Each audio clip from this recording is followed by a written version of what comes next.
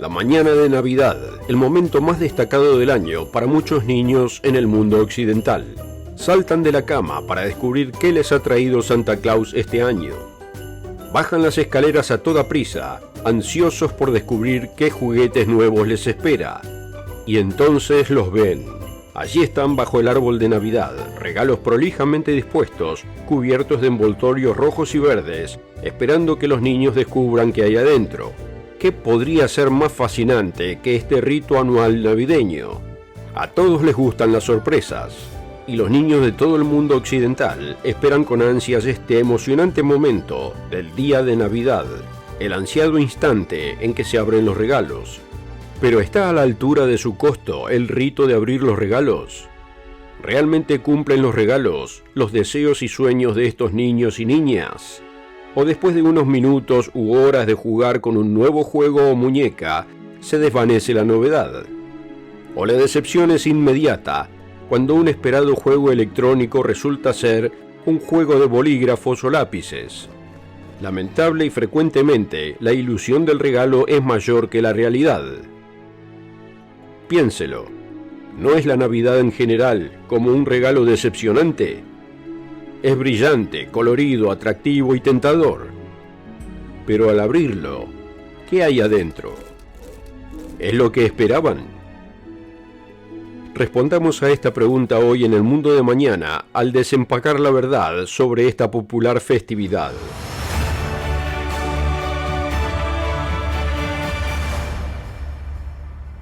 Bienvenido al Mundo de Mañana, donde le ayudamos a comprender su mundo a través de las páginas de la Biblia. La Navidad es una de las festividades más esperadas del mundo occidental. Para muchos es tiempo de alegría, y en especial divertido para los niños. Millones de niños se levantan la mañana de Navidad, esperando con alegría encontrar regalos bajo el árbol. Una de las partes más populares de la Navidad es intercambiar regalos. Y quizás eso es lo que hace que la Navidad sea tan popular entre los niños. Pero así como los niños pueden desanimarse cuando reciben medias o un suéter en vez del último videojuego o un cachorrito, la Navidad también está llena de sorpresas desagradables para los adultos, algunas bastante impactantes. Hablemos de algunas sorpresas navideñas en el programa de hoy. La primera es: la Navidad no es cristiana en absoluto. Se supone que la Navidad es la celebración del nacimiento de Cristo, pero está compuesta de muchas costumbres que tienen sus raíces en antiguas tradiciones paganas. Como escribió Desmond Morris en su libro Observando la Navidad, casi nada de lo que hacemos durante las festividades navideñas tiene la más mínima conexión con el cristianismo, y mucho menos con la llegada del niño Jesús. En resumen, los primeros cristianos no celebraban la Navidad. Es un hecho reconocido por toda fuente confiable. Incluso lo reconocen quienes celebran esta festividad con gran fervor. Observe esta declaración de la Enciclopedia Católica. La Navidad no se encuentra entre las primeras festividades de la Iglesia. Ireneo y Tertuliano la omiten de su lista en las Escrituras. Dice, solo los pecadores, no los santos, celebran su cumpleaños. La Iglesia primitiva nunca celebró la Navidad. Esto es una gran sorpresa para algunos, especialmente para una festividad que se considera una de las más importantes del año cristiano. En el año 350 después de Cristo, el Papa Julio I proclamó el 25 de diciembre como la fecha del nacimiento de Cristo. Pero antes de eso, prácticamente todos los meses del año habían sido sugeridos por algún maestro como el mes del nacimiento de Cristo. Esto se puede encontrar en el libro La pompa de la Navidad, página 10, editado por Stanley Fillmore. Y según la evidencia bíblica, es imposible que el 25 de diciembre fuera el cumpleaños de Cristo. Adam Clarke, el destacado historiador bíblico del siglo XIX, explicó en su análisis del capítulo 2 de Lucas que los pastores y sus rebaños no habrían estado en el campo a finales de diciembre, ya que esa era la temporada de frío y lluvia en el antiguo Israel. Por lo tanto, la historia que se enseña a millones de niños cada año es totalmente falsa. La Navidad no es cristiana en absoluto. Incluso los detalles del nacimiento de Cristo se confunden al narrarse en la historia de Navidad. Por ejemplo, los reyes del Oriente no visitaron a Jesús como un bebé en un pesebre. Lucas 2 describe a un ángel que les dice a los pastores que encontrarán al Mesías recién nacido como un niño envuelto en pañales acostado en un pesebre. Lucas 2:12. Pero para cuando los reyes llegaron a buscar al rey de los judíos, Mateo 2:2, Jesús ya era un niño pequeño y vivía en una casa. En el momento de la visita de los reyes, Jesús ya tendría cerca de 2 años. Sorpresa tras sorpresa tras sorpresa. Uno pensaría que la festividad cristiana fundamental se basaría en la historia precisa de la Iglesia y de la Biblia, pero cuando se trata de la Navidad, uno se equivoca. ¿Y qué hay del mito de Santa Claus? En el mundo occidental, Santa Claus juega un papel importante. ¿Cuántos niños van a dormir la Nochebuena soñando con los fantásticos juguetes que Santa Claus traerá durante su viaje nocturno por los cielos? ¿Creció usted creyendo en Santa Claus?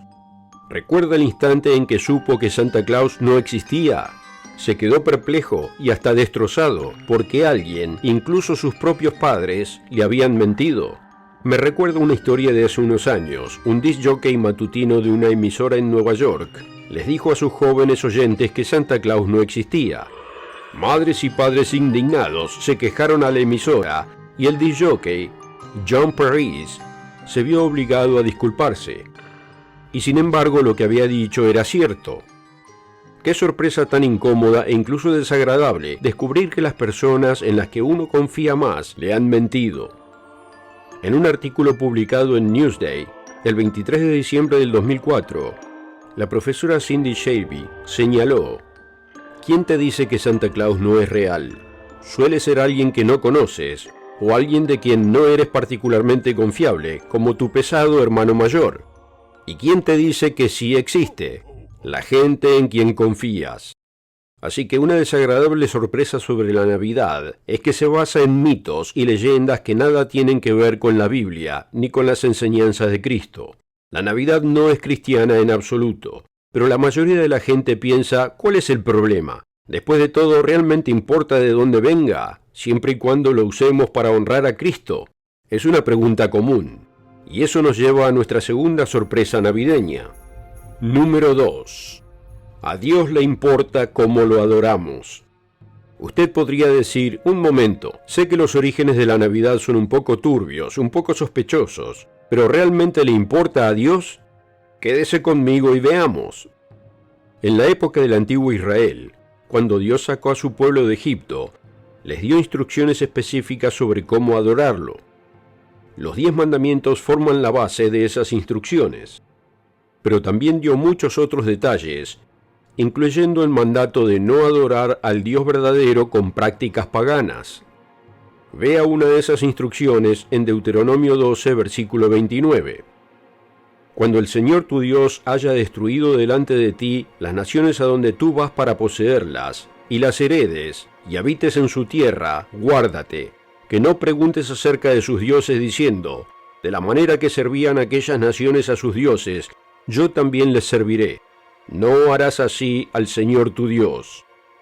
Fíjese bien, Dios no les dijo simplemente: no adoren a los dioses paganos de quienes los rodean. No, Él dijo: no me adoren a mí, el Dios verdadero, con las formas paganas de adoración de quienes los rodean.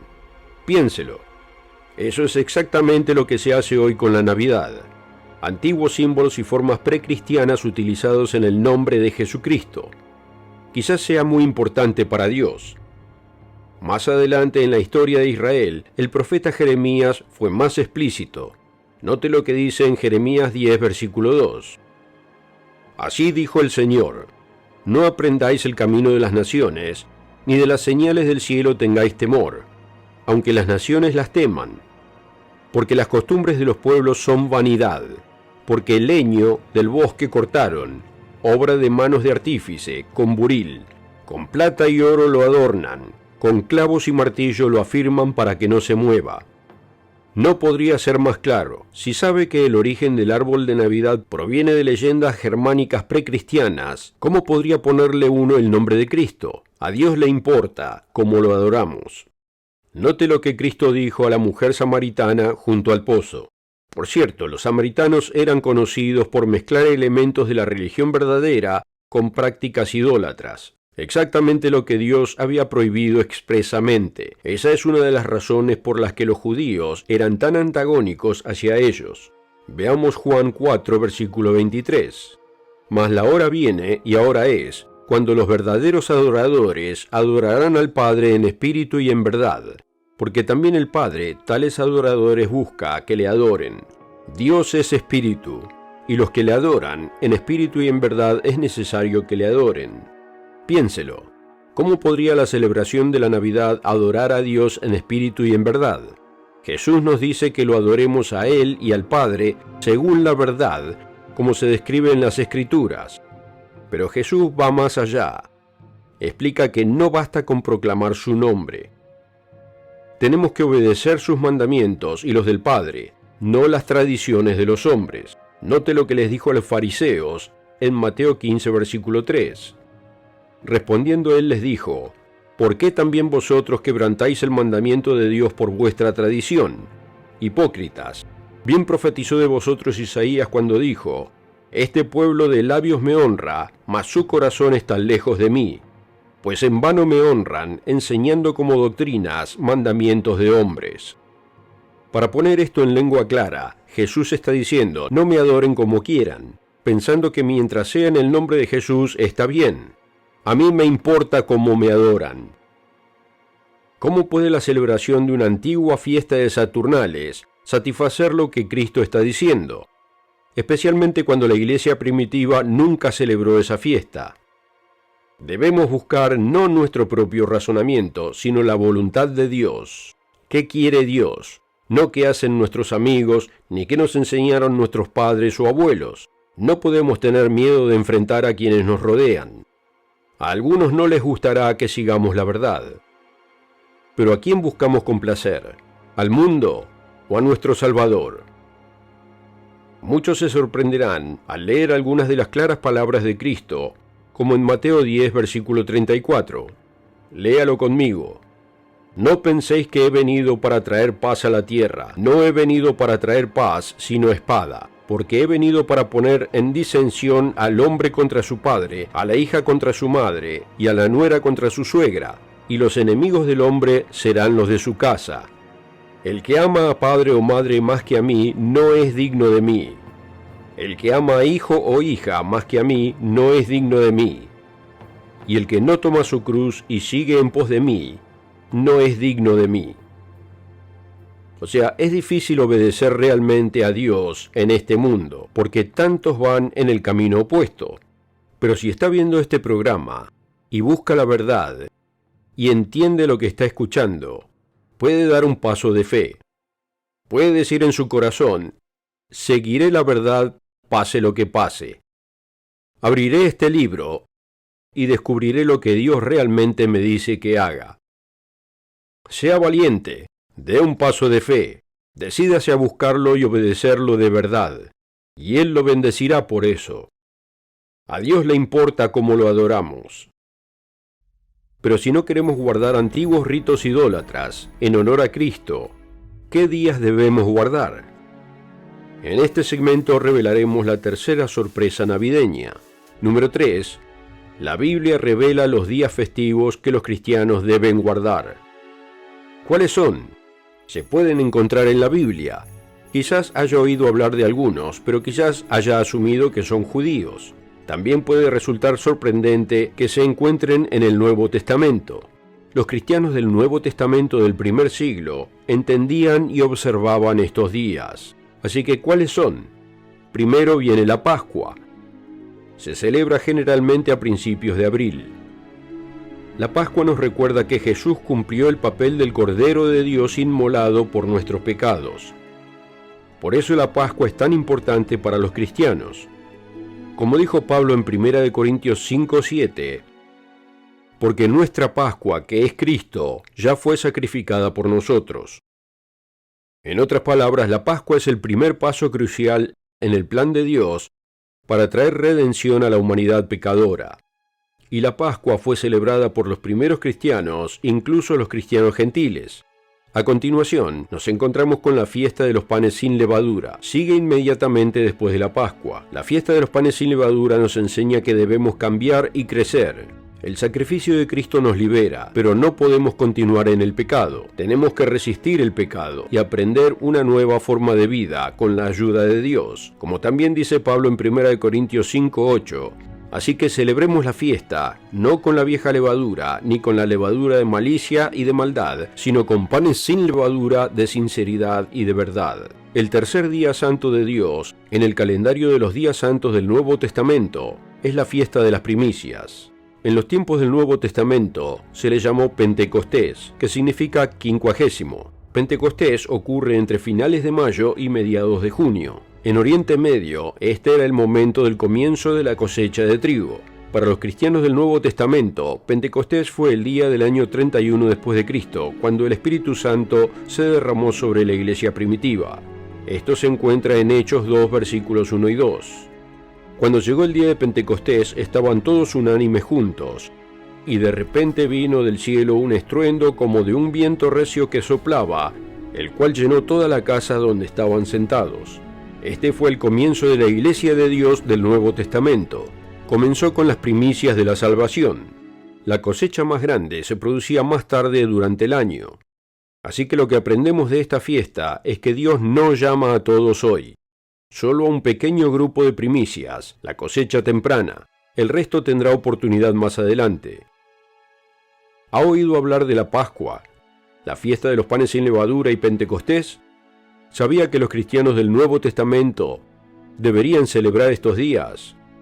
Puede que les sorprenda, pero en lugar de la Navidad y otras festividades tradicionales, estos son los días santos bíblicos que los cristianos deben guardar. El siguiente día santo o fiestas se llama la fiesta de las trompetas. La fiesta de las trompetas se celebra a finales de septiembre o principios de octubre en el calendario romano. Representa proféticamente el regreso triunfal de Jesucristo. Él vendrá a la tierra por segunda vez, solo que esta vez vendrá con poder y gloria, en tiempos de guerra, miseria y destrucción. Descubra más sobre esto en nuestro programa titulado ¿Qué es la fiesta de las trompetas? Después de la fiesta de las trompetas viene el día de expiación. El día de expiación también ocurre a finales de septiembre o principios de octubre. Representa a la humanidad siendo purificada del pecado, y representa la fuente de ese pecado, el diablo, siendo quitado. El día de expiación todavía era muy estimado por los cristianos del Nuevo Testamento en el primer siglo, como encontramos en Hechos 27, versículo 7. En este pasaje, Lucas detalla los viajes de Pablo y sus compañeros de viaje mientras navegaban por el mar Mediterráneo. Leamos esto. Navegamos a sotaviento de Creta, frente a Salmón, y costeándola con dificultad, llegamos a un lugar que llaman Buenos Puertos, cerca del cual estaba la ciudad de Lasea, y habiendo pasado mucho tiempo, y siendo ya peligrosa la navegación, por haber pasado el ayuno. En la Nueva Versión Internacional Castellano, dice al pie de la página, ayuno, es decir, el día de la expiación. ¿Cómo debemos entender esto? Bueno, el día de expiación se celebra a finales de septiembre o principios de octubre. Después de esa fecha, navegar por el Mediterráneo era tormentoso y peligroso. Pero Lucas usó el día de expiación como un marcador de tiempo con el que su audiencia estaría familiarizada, incluso los cristianos gentiles. ¿Por qué les importaría el día de expiación, a menos que fuera celebrado años después de la fundación de la Iglesia, en el año 31 después de Cristo? La siguiente fiesta bíblica es la fiesta de los tabernáculos. La fiesta de los tabernáculos es un periodo de 7 días que cae entre finales de septiembre y principios de octubre, y que representa 1000 años de paz, prosperidad y abundancia en la tierra. Esto aún está en el futuro, pero llegará pronto. Jesucristo reinará personalmente en la tierra. Toda la humanidad, quienes sobrevivan de la gran tribulación y el día del Señor, disfrutarán de los beneficios y bendiciones de vivir bajo el gobierno de Jesucristo. Esto nos lleva a la última de las fiestas santas bíblicas de Dios. Se llama el último gran día. Sigue a la fiesta de los tabernáculos y representa el tiempo de la resurrección general. Este es el momento en que las grandes masas de millones de personas no salvas resucitarán y tendrán una verdadera oportunidad de salvación. Este día es para ellos. Es después de los 1000 años del milenio. Su entendimiento será abierto. el Espíritu de Dios estará disponible para ellos y se les ofrecerá la vida eterna. Estos son los días santos que se encuentran en el Nuevo Testamento. A diferencia de la Navidad, Semana Santa y otras tradiciones, estos son los días santos que se encuentran en la Biblia y que fueron guardados por la Iglesia del Nuevo Testamento. Por lo tanto, los cristianos de hoy deberían guardarlos. Puede que esto lo sorprenda, pero compruébelo usted mismo, no nos crea a nosotros, créale a su propia Biblia. En Primera de Reyes 18:21 leemos el famoso relato del profeta Elías y su enfrentamiento con los profetas de Baal. Dice: y acercándose Elías a todo el pueblo dijo: ¿hasta cuándo claudicaréis vosotros entre dos pensamientos? Si el Señor es Dios, seguidle, y si Baal, id en pos de él. Dios nos está dando el mismo mensaje hoy. Dios quiere que rechacemos las tradiciones del mundo que solo tienen la fachada del nombre de Cristo, y nos instruye a guardar los días santos bíblicos que Él santificó. Nos manda a adorarlo en espíritu y en verdad, junto con otros cristianos sinceros que también están descubriendo esta preciosa verdad. Esperamos y oramos que esto lo incluya a usted. Gracias a todos por seguirnos, esperamos que lo haya encontrado útil. Aquí en El Mundo de Mañana queremos ayudarle a entender su mundo a través de las páginas de la Biblia. Si lo encontró útil y quiere aprender más, asegúrese de pedir una copia gratis de ¿Es cristiana la Navidad? Puede encontrarlo y ordenarlo en elmundodemañana.org. Le será enviado totalmente gratis. Y dele me gusta y suscríbase al canal para no perderse otro video. Hasta la próxima.